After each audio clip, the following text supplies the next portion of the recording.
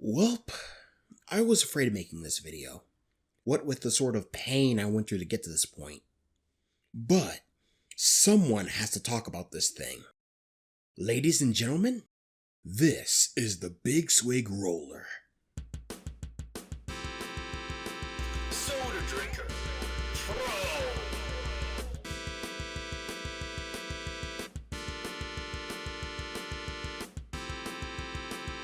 Soda Drinker Pro.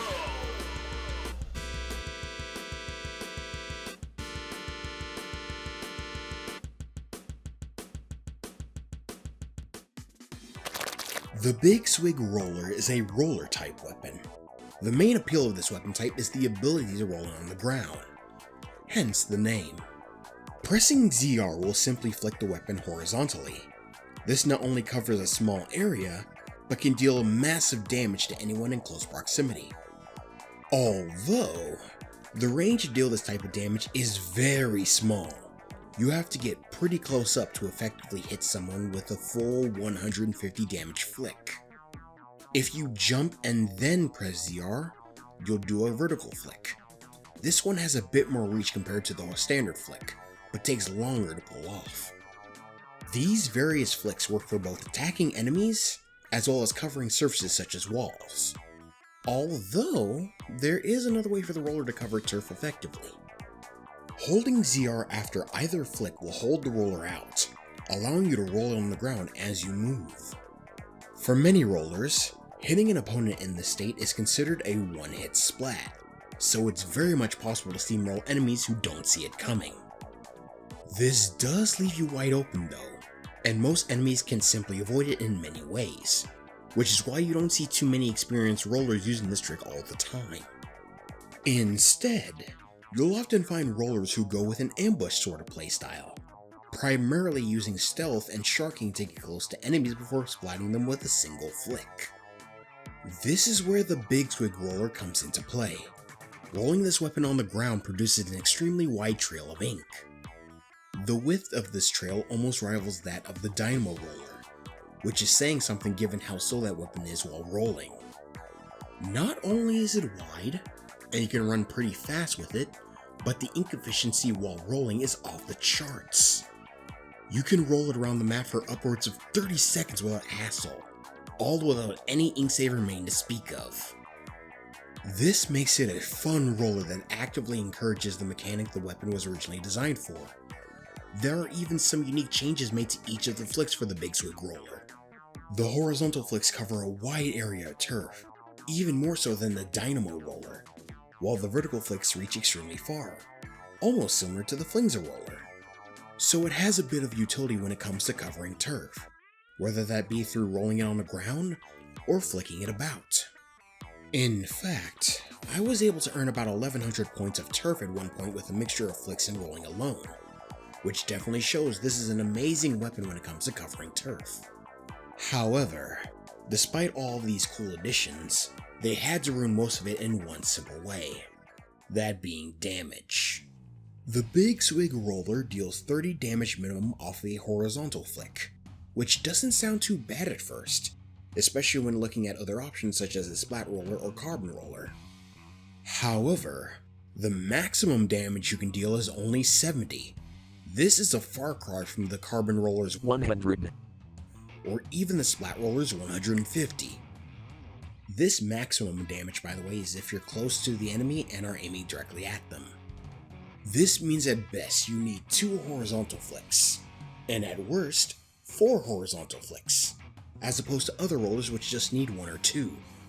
The vertical flicks also have a minimum damage of 40 and a maximum damage of 120.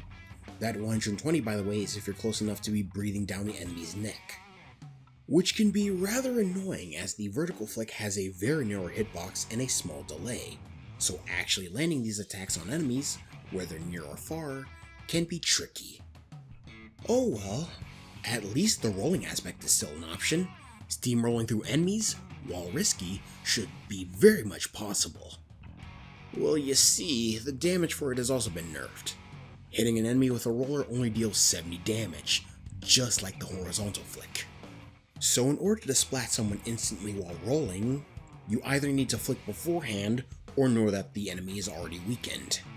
Otherwise, you may bump into them, introducing you to one of my least favorite mechanics of the rollers.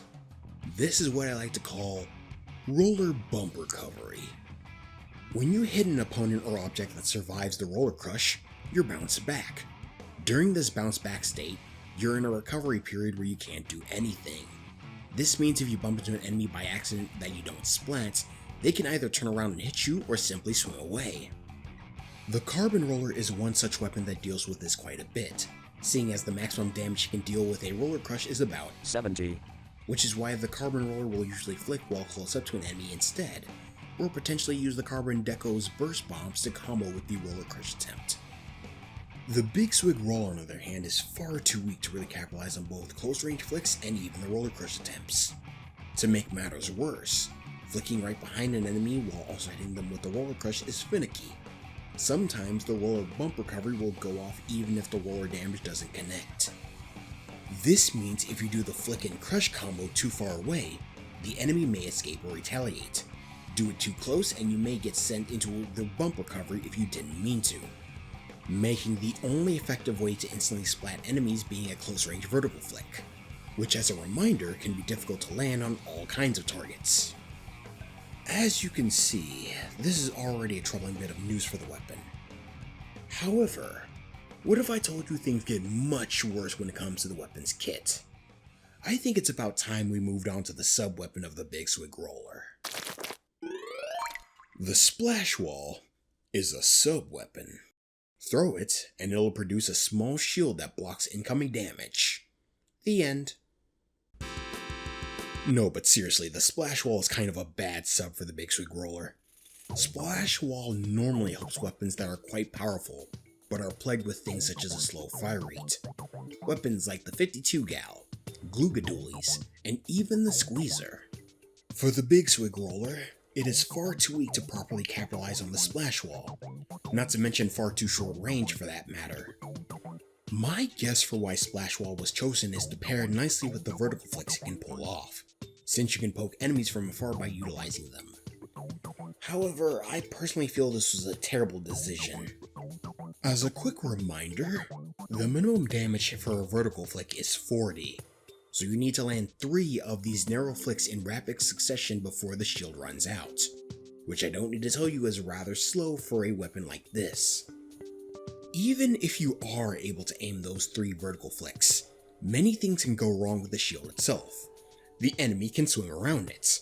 The enemy can destroy with ease, especially with certain weapons and with Object Shredder. They can use specials to pierce or delete the shield entirely.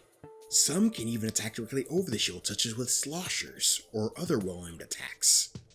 And worst of all, many can use bombs to lob over or onto the shield, which you may use in the shield effectively a losing battle. So while it certainly does provide protection, it hardly assists in helping it splat opponents, which is why most of my success has been using it to stall enemies or protect against chargers.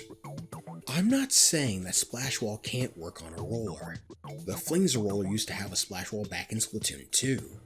However, that one at least had the lethality to make the Splash Wall usable, as if you try to get past the shield, you risk getting splatted for 150 damage. When it takes 2 to 3 flicks to splat an opponent, you can bet a number of weapons won't be afraid to approach you. And if you were hoping for lethality in the special weapon, just like the old Flingser Roller, boy are you wrong. What's worse than a support sub-weapon? Pairing it with a support special weapon. Ink Vac is a pretty good special. I can say that because I use it frequently with a lot of weapons. When activated, holding ZR will create a vortex that absorbs enemy shots, allowing you to protect yourself and allies from barrages of ink. This vacuum effect will also both slow enemies down and drain their ink tank if caught in it, which can really hinder enemies that are attempting to rush you and your team. Once the vacuum is filled, or the special gauge has run out, you can fire the weapon with ZR, either by pressing it if you weren't holding it before, and letting go if you were. This powerful shot slowly travels in an arc before exploding once it hits a surface. The size of the explosion is determined by how much ink you absorb prior to firing it. Not only can this thing deal tons of damage, since both the shot itself and the explosion deal 220 damage, but because the vacuum is able to absorb many different projectiles and specials. Did you know that you can absorb booyah bombs with the ink vac before it explodes? This trick really ruins weapons like arrow sprays that think they can get away with being sneaky. If I could make a montage of the amount of booyah bombs I've absorbed, I would be a happy camper. The problem with ink vac on Big Swig Roller is that it can't exactly pressure enemies with it. The vacuum itself deals no damage. As such, enemies won't be afraid to ambush or flank you while using it.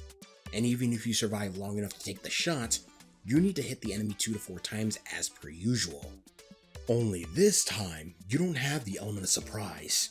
The area around your feet has likely been covered while using ink vac, and you likely now have the enemy team's attention on you.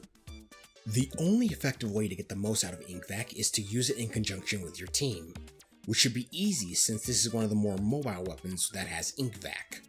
Though given this is a game where your only forms of communication are this way and booyah, that isn't always happening.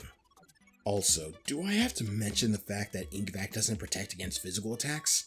So roller crushes, splatana slashes, and ultra stamps can very easily counter it. As you can see, the Big Swig Roller is in a very strange spot at the moment. It wants to be a roller, but fails at dealing damage comparable to other rollers. It wants to encourage long-range vertical flicks, but doesn't have the damage to back it up. And it wants players to roll on the ground, but doesn't even have the lethality to let it do so, whether through regular flicks or by trying to roller crush. Alongside all of this, the base kit is just abysmal when it comes to helping the main weapon's weaknesses, which causes the flaws of the weapon to become even more apparent. This is pretty common with weapons that have a kit entirely dedicated to playing support, since if the weapon has flaws, they'll be out in the forefront for everyone to see. Which puts the Sniper Raider 5H and Big Swig Roller in a pretty tough spot in my opinion, and is one of the reasons why I believe these two weapons are, well, overbalanced. They tried to create new weapon types, but were afraid of them overshadowing older weapons, so they ended up giving them more passive weapon kits so that the main weapons could stand out. Yet they ended up removing key features that helped these weapon types to begin with, such as the charger being able to store a charge, or even the roller crushing enemies as it rolls. So, how do we fix the Big Swig Roller? Well, unlike the Sniper Raider 5H where I had issues suggesting a new change of sorts, I mean seriously, how could I forget my own explanation of the weapon while editing the visuals? My idea for how this would work is rather simple. Each shot would represent 20% of the charge time, meaning if you miss 2 shots, you would need to charge what's missing to get all 5 again. No partial charges to restore shots, it must reach maximum each and every time. That wasn't so hard, was it? Anyhow, suggesting changes for the Big Swig Roller is far easier. Its lethality is far too low to compete against any other weapon, including other rollers. As a start, let's increase the minimum damage by 5 or 10 points. This would make the horizontal flick 35 minimum, and the vertical flick 45 minimum. In fact, while I was working on the script for this video, a patch came out that did just that, increasing the minimum damage of the horizontal flick to 35. This is a good start, but we can certainly do more. For the maximum damage, I think 100 for the horizontal flick should be fair. Remember that all rollers have a maximum damage above 100. For the Big Swig Roller to only be given 70 damage is extremely concerning. After all, that's 55 to 80 damage disappearing in a puff of smoke. Especially when the main strength of these weapons is being able to splat close range opponents relatively fast. If a roller can't even compete against another roller, even if given the element of surprise, then how can it stand on its own? Now this next suggestion is a bit more personal, but can we get 100 damage on the roller crush as well? Especially when the main highlighted feature is how well it covers turf while rolling? If they can't do that, that's fine. But why is it 70 damage when Carmen Roller gets 70? At least make it 90 or 100 if you want people to roll it more. You could even have the damage ramp up as you're rolling it, so it starts at 70 but can quickly go to 100 if they're able to roll it for a long period of time. not only adding a new risk versus reward of sorts since you are very much vulnerable while rolling around, but also further highlighting the fact that rolling this weapon on the ground has its benefits. Again, I'm just being a bit petty over the fact I can't roll the weapon around and crush unsuspecting people, especially if I have to pull off a strange combo just to get it to work. Similar to the Sniper Rider 5H, I also want to propose an additional kit for the weapon, something that may allow it to appear more appealing for some players. Though unlike the Sniper Rider 5H, making a different sub and special isn't easy. I mean, there are already better options compared to Splash Wall and Ink Vac. And unlike the weaknesses of the Sniper Rider 5H being line of sight or being ambushed, it's merely damage, which there are plenty of options to help with that.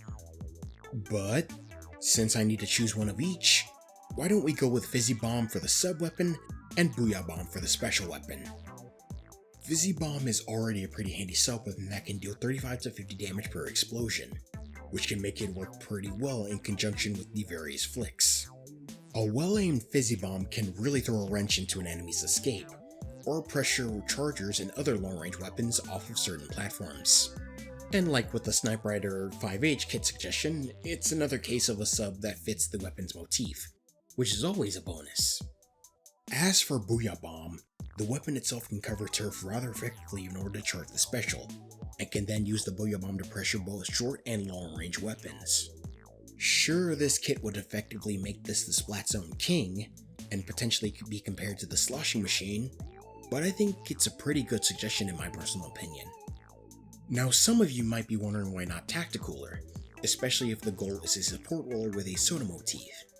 That's pretty simple. Mobility isn't a concern of the Big Swig Roller, it's damage, and you're getting more damage no matter how fast you are. Not to mention, Tacticooler is much better used on the Dynamo Roller, since it's a very slow weapon when it comes to mobility and can afford to be aggressive with it. But hey, at least no one suggested Tensor missiles because soda crates, am I right? I don't think we need another roller with that special. Well, I'm glad I was able to talk about this weapon as fast as I did. Trying to get all the footage I could was an absolute nightmare. One of the worst losing streaks I've ever had in my career is playing Splatoon. Many weird situations that I hardly have the capacity to put into words, and getting deleted by rival rollers simply because I lacked lethality. It was far too much for me, even pushing me to play Splat Roller mid-recording to save myself. Like with the Sniper Rider 5H video, I did have fun recording footage of me playing with the weapon, such as using Ink Vacs to eat Booyah Bombs or reaching 1,000 points of coverage. But this is definitely a weapon that I think needs more damage before it can reach a decent spot. And frankly, I can't recommend it in its current state, even with the 5 additional points of minimum damage they'll be adding. As per usual, my thoughts on the Big Swig Roller are in terms of solo queue tier 4, as opposed to ranked modes or even Salmon Run. As such, I'm rather curious to know what other people think about the weapon. On that note, what are your thoughts on the Big Swig Roller? Do you think it could do with a bit more damage and a different kit? Please be sure to leave your thoughts in the comments down below. Want to potentially see more Splatoon content? Don't forget to like and subscribe. Since the next season is fast approaching, I think it's a good time to prepare myself for what it has in store. In the meantime, I guess now is a good time to talk about weapons I actually enjoy. But that'll be for another time. Until then, I shall see you next time. Take care.